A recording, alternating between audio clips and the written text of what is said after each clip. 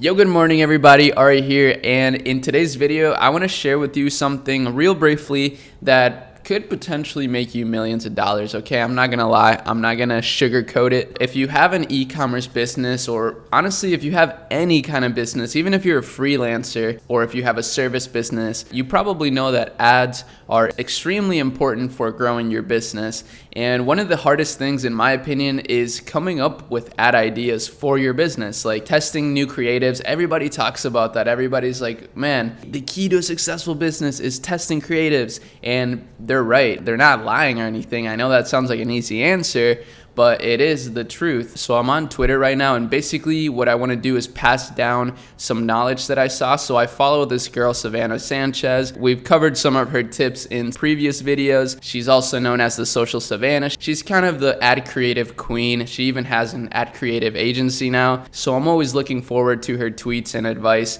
And here's one piece of advice, for example, that I find really helpful. So let me click this tweet. She said, ad creative tip: use native Instagram story text as overlays on your still image ads. Makes it look less like an ad. People are much more likely to read the text that is on the image than the top text / headline. This is a really amazing tip. I actually really love the aesthetic of Instagram story fonts. And like she said, it's because it makes it look very native. So this is something that you could test out, for example, if you're trying to test out more native type of ads, but maybe you don't have videos that you can test with. Just go on your Instagram story, pop up whatever Instagram font fits your brand and test that out. So Leaf Shave is a huge brand and they're testing that out. They're saying in their image, the best razors in the game, hands down. So super concise. Not a lot of people are probably going to read the headline. She's definitely right about that. This is more so like a quicker way to intrigue your customer, and then boom, they'll click shop now. So that was a really great tip. I'm going to make this a little smaller and I'm going to copy this whole thing, baby. And then I'm going to go to Notion on my ad ideas and embed this image. Boom. So that's one of them that I thought was really cool and simple. I don't know if you guys can tell, but I'm a big fan of simplifying things. Here's the one that I actually wanted to show you. So that one was actually a new one that she mentioned, and I thought it was noteworthy, but this is really key right here. Like, this is the stuff that I'm going to be testing in the next coming days. TikTok ad hooks you need to be testing. So she wrote down a few ones. So the first one is life hack I wish I knew sooner. So these are like the hooks. These are the texts that you should be placing in the first 3 seconds of your video. This is how you hook somebody and make them watch longer, which is a big metric that you should be focusing on when it comes to your ad creatives. And just in general, like, retention is really important when it comes to online media. And it's the reason why I make intros for all my YouTube videos, even if they're like a 3-minute long video, because I want you guys to watch it till the end. And if you do watch it till the end, you're a goat and I love you. And I hope that you live a beautiful, happy life. So that's the first one. Life hack I wish I knew sooner. Then things TikTok made me buy. That's a classic. That's one we've used to find products to sell. Things I discovered on the internet. Favorite online shopping finds. Products that have changed my life. Damn, that's actually such a good one.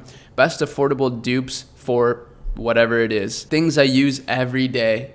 Wow, so these are very powerful hooks, because if you put yourself in the point of view of a customer, like, you can do this yourself, by the way. You don't actually have to get your customers to make these ads for you. Like, you can just make it yourself or hire somebody on Fiverr to make them for you, or hire Savannah. So let's see this ad just to get an idea of what it's like. Skincare life hack I wish I knew sooner.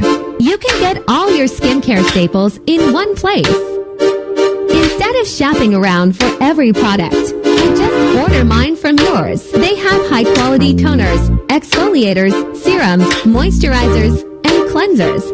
Everything is clean, vegan, and sustainably sourced. That's actually a really cool brand. But yeah, she used the life hack I wish I knew sooner. So skincare life hack I wish I knew sooner.